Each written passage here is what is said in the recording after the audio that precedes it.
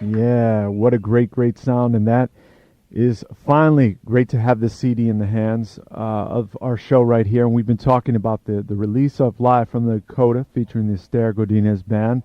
And Estaire's been a special guest on our show prior to today, and always a great person and just a world of talent of music. And she is up in Minneapolis, Minnesota today. And one of the rare chances we get to speak with her, because she's also been busy on the road playing with George Benson. And she has a new CD to talk about, and we're going to welcome again. And guess what, Estaire? I pronounced your name right this time. You sure did. Yeah. So Congratulations. So like a year or two later, I've got it down pat. So yeah. Well, it takes a while, I guess. Right.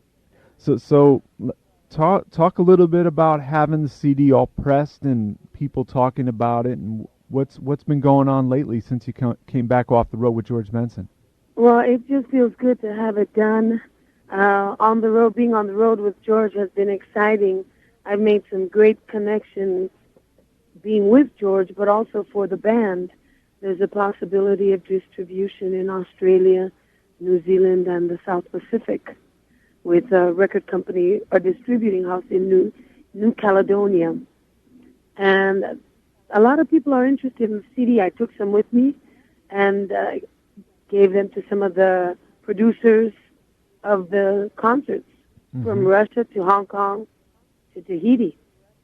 Oh, wow. Yeah. Yeah. So you saw a lot of places. And how about distribution? I mean, you're an independent artist, and your CD, what goes into getting things done to get it in the record stores and also the radio for you? I've been doing a lot of it. I've been taking it calling a lot of radio stations, friends of mine that work on the radio stations in the Twin Cities, even in California, people that I know that are interested in the CD, and they've been playing it. And now I have Mickey Nord helping me, and she's a Blue Sky Management or UTR Music Group, and she is also helping me. She's sending it to different radio stations that she's familiar with, that she has worked with, to see if we can get some radio play. And you've been, and build it to get some distribution too. That's right. And we talked off air about the press kit from Mickey, and some great articles. People have been really giving you a lot of nice words, and the articles are interesting, and it also talks about your varied things you've been doing with your career. So I'm sure it's going to make the airwaves around the world. Oh, do you know someone bought one in Portugal? Hey, that's great. And you could speak Portuguese, great? Right? Yes, I do. Yeah. Well, why don't you talk about the night at the Dakota and putting this together? What was your thinking, and how many nights did you record? Well, we recorded both Friday and Saturday. Unfortunately, we couldn't use much of the recording from Friday. We had problems with the mixing board, and we used most of the material from Saturday night. And we had rehearsed prior to the recording, so we can get the tunes that I thought sounded the best with the band to record. Mm-hmm. And working with the band, I mean, your selections of the songs is just all over the musical map. Were they mostly your favorites, or some of the members of the band, did they give their input? They did, but they're mostly my favorites.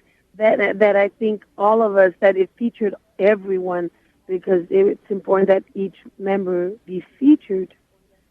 So I tried to get a song at least that featured each musician, and I just would converse with them and get their thoughts on it. But yeah, I basically chose the tunes. And also there's a bonus track on the CD as well, with some additional lyrics from yourself, the Al Di Meola tune. Yeah.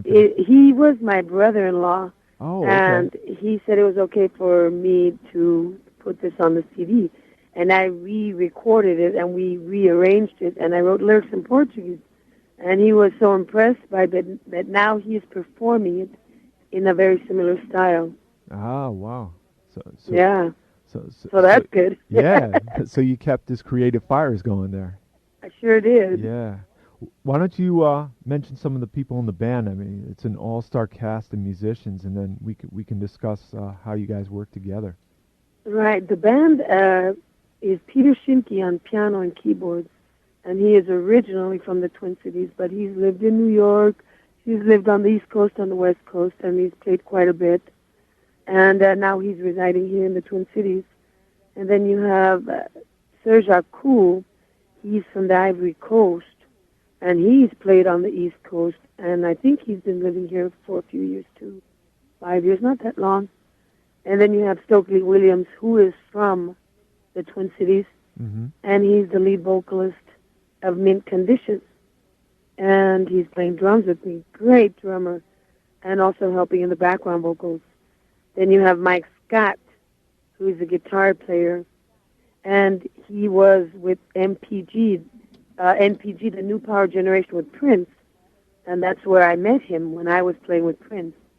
And then you have Eric Leeds on saxophone, and he was with Prince for, I think, almost 12 years. Right. Still does some dates occasionally.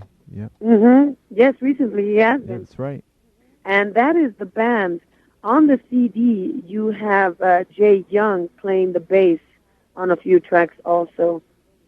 There was a misprint. There was something that was... Enrique Toussaint had recorded on Friday, but we weren't able to use any of those tracks, unfortunately. Okay. So how about... The band is Stokely Williams, Peter Shimke, Eric Leeds, Mike Scott, Serge Akou, and myself.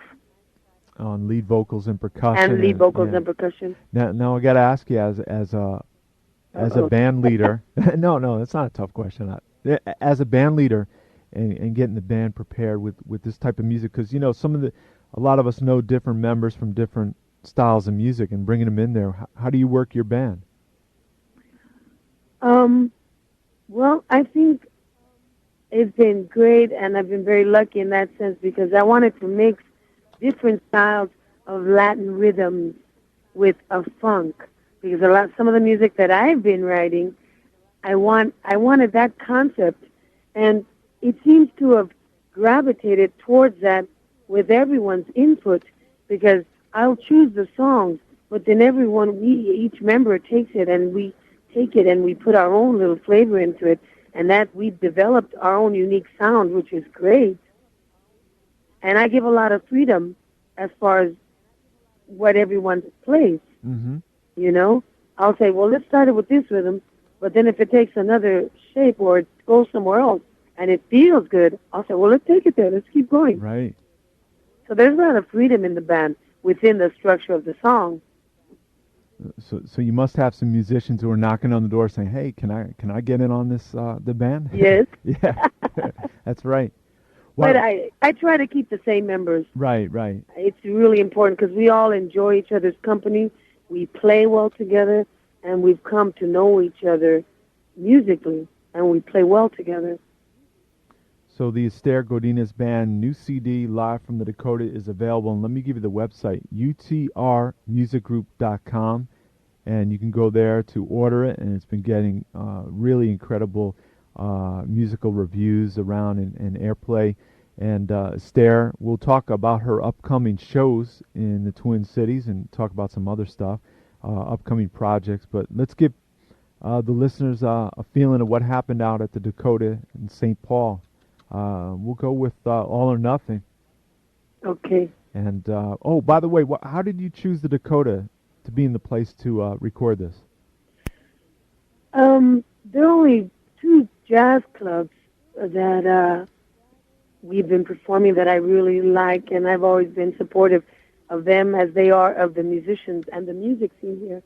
And if it wasn't going to be the AQ, it would have been the Dakota, but we opted for the Dakota, because we were performing there a lot more regularly. Okay. So we'll give you a listen of what happened those 2 nights. Actually, we sold out at our CD release party. Ooh. And we made and broke a record. That's great. Where was the CD release party at? At the Dakota. Okay. So they've been great friends to you. And this is the Estaire Godinez Band. All or Nothing. We'll come back and talk more with Estaire Godinez. Okay.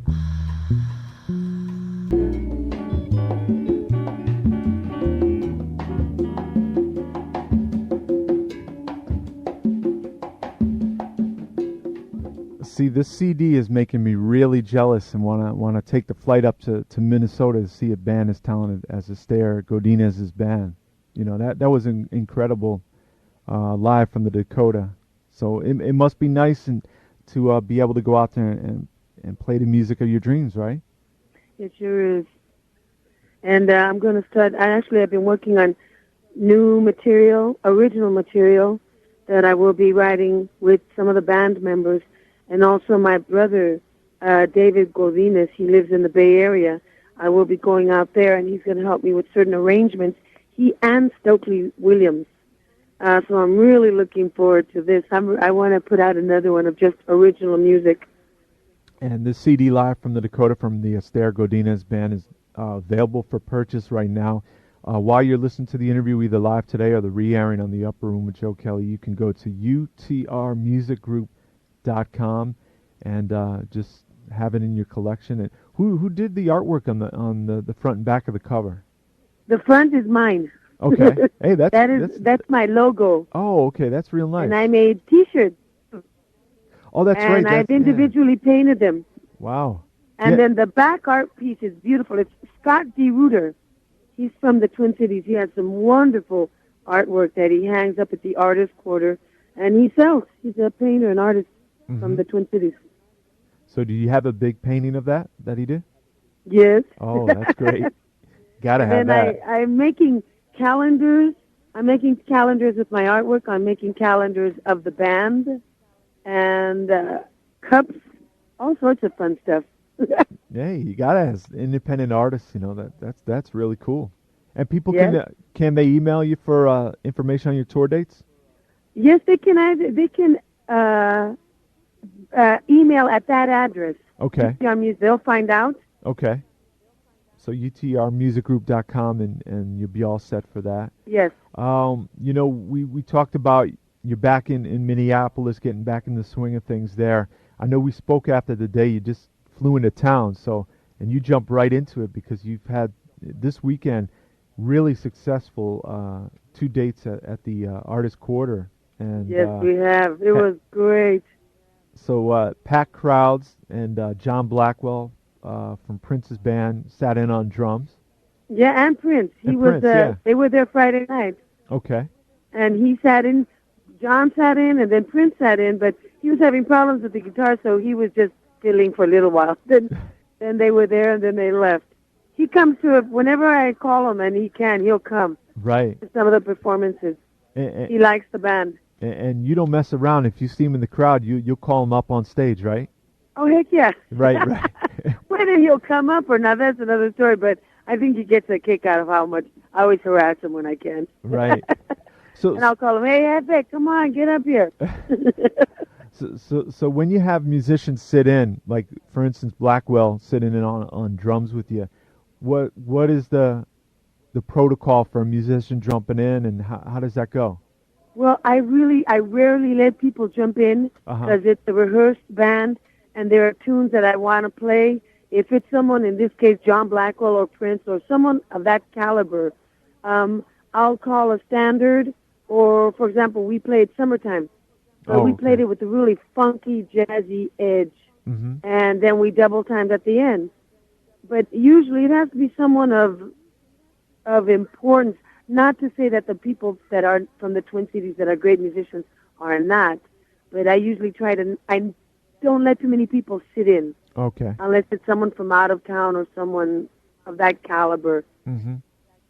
And there's a chance, you never know, for people sitting in, but of course the show is guaranteed to be an incredible show. Why don't you let our listeners know about the upcoming dates? Well, I'm going to be performing this weekend at Jasmine's with my band, and then I have just a performance, but it is not with my band at the end of the month at the Dakota. It's with 2 other singers. Oh, these are great singers, and it's going to be Bruce Henry, Debbie Duncan, and Estaire Godinez music and comedy. Oh, okay. And it's something that I booked, and I want to just do like cabaret. I wanted to do something different, and I thought and I've been wanting to do something with these 2 singers. So I booked this, and then I have another performance at Jasmine's next month. And then I'm not performing as much with my band unless George Benson's booking agent books me doing something before or after any dates I may have with George. Right. He's trying to coincide it so it works. So George Benson's booking agent, we gotta have him set you all up. He's very interested in the band and in what I'm doing. So I'm really excited about that. And because I want to tour with my band. Oh yeah, also, definitely. Not just locally. Yeah. I want to do big concerts.